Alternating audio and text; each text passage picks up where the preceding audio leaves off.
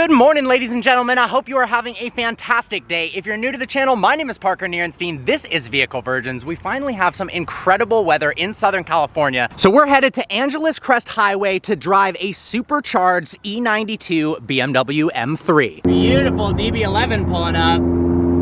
That is one classy looking car. I've had two really cool press cars for the last week. So if you guys have missed the reviews on the CT5V Blackwing as well as the Bentley Flying Spur Speed, highly recommend checking them out. The cars have been fantastic and really makes me miss an internal combustion engine daily driver, to be honest.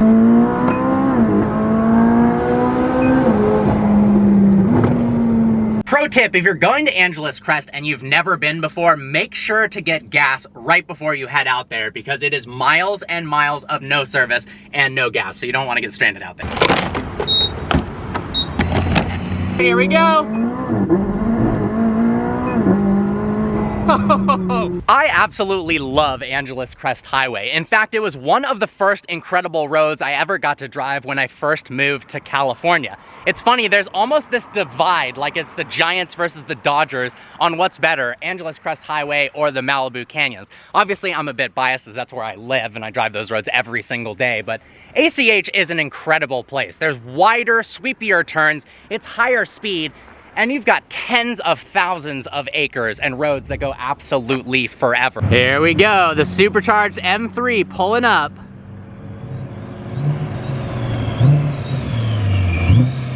Hell yeah. All right, guys, we're here with Greg, AKA Mr. Car Sounds, who can make the most ridiculous car sounds out of his mouth. Not gonna lie, you've got one of the coolest E92 M3s I have seen. I appreciate it. Thank you so much. So for those of you who don't know, in high school, this was my ultimate dream car. This thing came out when I was in high school. 4-liter naturally aspirated V8 is insane, and you have done something to it. I have done something to it. It's not naturally aspirated anymore. Not anymore. Shall we take a look? Yeah, let's take a look under the hood. So he actually did what I decided to do to my E39 M5, and that is throw an ESS supercharger on an already powerful V8 car. And the result is what, like 550, somewhere in there? About 550 wheel horsepower. Oh, wheel horsepower. Oh my God. I mean, in these hot conditions, maybe not today, but yeah. Does it run on methanol? No, it's a pump gas. Gotcha. 91 pump gas. If you want to get higher power figures, you'll probably bump the octane, run meth. But as ESS advertises, you do 93 octane, you run a 94 millimeter pulley, and you should be making about 650 horsepower. Wow. Yeah.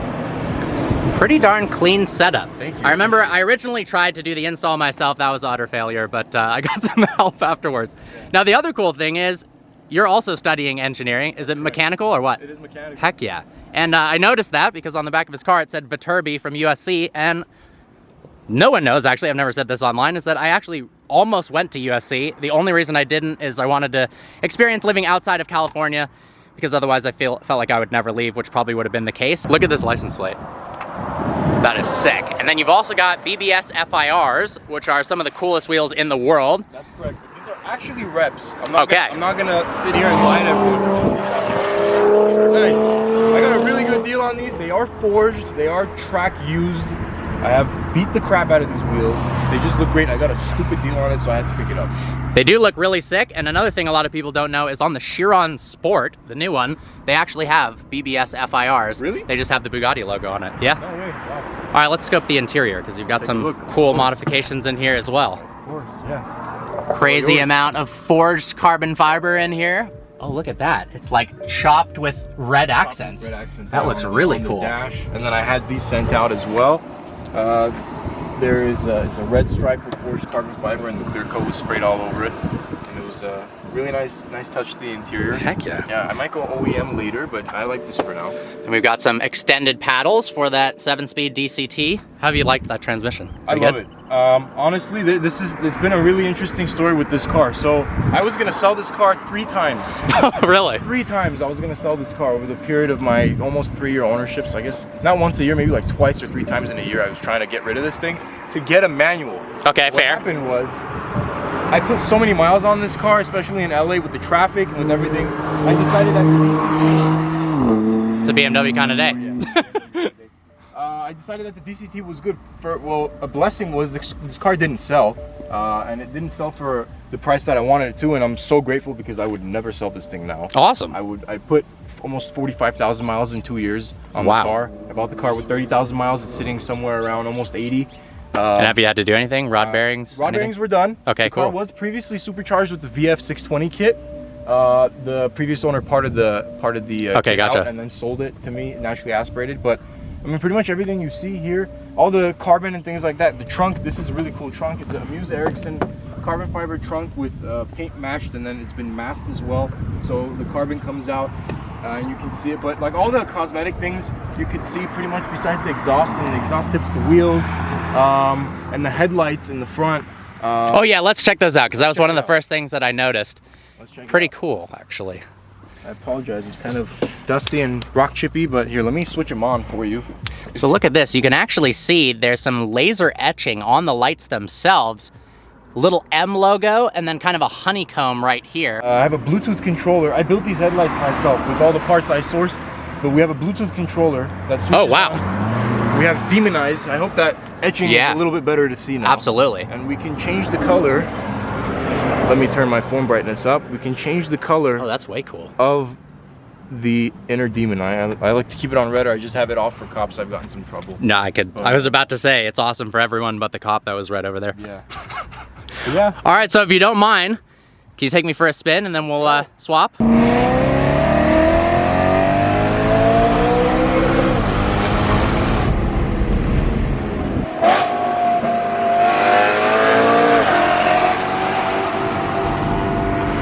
I mean, that sounds absolutely ridiculous. I think the cool part about a supercharger is you keep that incredible naturally aspirated V8 noise. I know it's no longer naturally aspirated, but it doesn't eat the exhaust note like you do with twin turbos. This thing just sounds ridiculous. And the downshifts with the DCT on the E92, I don't know what it is. They're ferocious.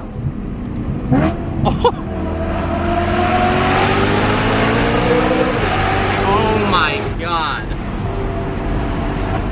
What kind of tires are you running on this? These are all AAA Toyos, so gotcha. they're hooking pretty well. Yeah. Yeah. I'm impressed. Wow, it's amazing how much smaller this car feels than the new generation M3. Yeah, and I actually created a valve button to go where my rear sunshade would be. Yeah. So that's our new valve switch. What made you think of, well, putting it there is awesome. You eliminate the rear sunshade? Or? I don't have a rear sunshade, so I got this And it still has the button, or it was a... No. I got a module off of a car that had a rear sunshade. Uh-huh. And I hardwired it inside of the dash, and I ran 12 volts all the way to the back where my valve box is. Damn. And I just put that there. That's pretty sick. The level of road feel you get in this generation of BMW versus the new ones is hilarious. Like, yeah. The steering feels so much better. We have hydraulic steering, yeah.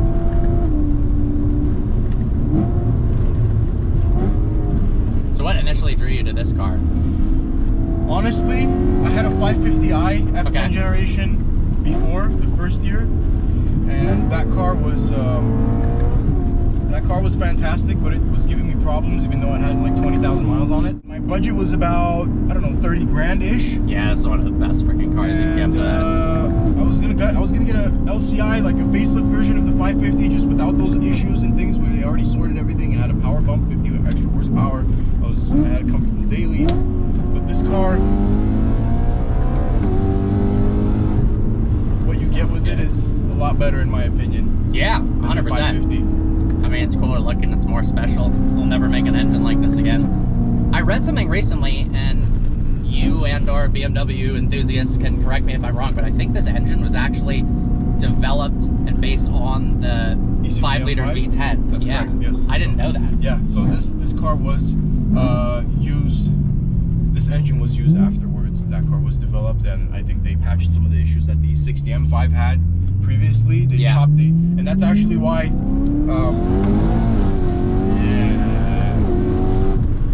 that 2-3 shift is epic. Yeah, so that's actually why this car doesn't have too much torque. This car lacks in torque, right? Gotcha. It's actually aspirated. Yep. I think it's like 295 pound-feet or something like that. That's correct. So what happened was, I think because the E60 M5 uses, and engineers, you guys can correct me, it's an over square engine. So what happens is this is engineering terminology. The piston doesn't travel much, so it doesn't develop as much as a moment of torque. Oh, interesting. Moment of force around the crankshaft, so it doesn't develop that high torque figure that you would. But that allows it to rev higher. Yeah. So like Chevys and all these American cars, Hemis and things like that, they have an undersquare engine. It might be vice versa, oversquare to undersquare, undersquare to oversquare. And they're developing a much higher torque figure around the crankshaft just because the piston's traveling so much in the actual chamber. So that's why we're not getting that torque figure here. But I mean, I supercharged it. It's not too bad now. No, it's pretty awesome. Yeah. You know what the torque figure is for the? I think it should be about 400 pound-feet. Yeah, it's healthy. Yeah, 400 pound-feet at redline. Wow, this thing sounds ridiculous. Have you noticed that higher temperatures, it heat soaks pretty bad? It does. So right now you would actually see this is what this car right now running about 245 to 250 degrees Fahrenheit on my oil temp. That's what I run at the track.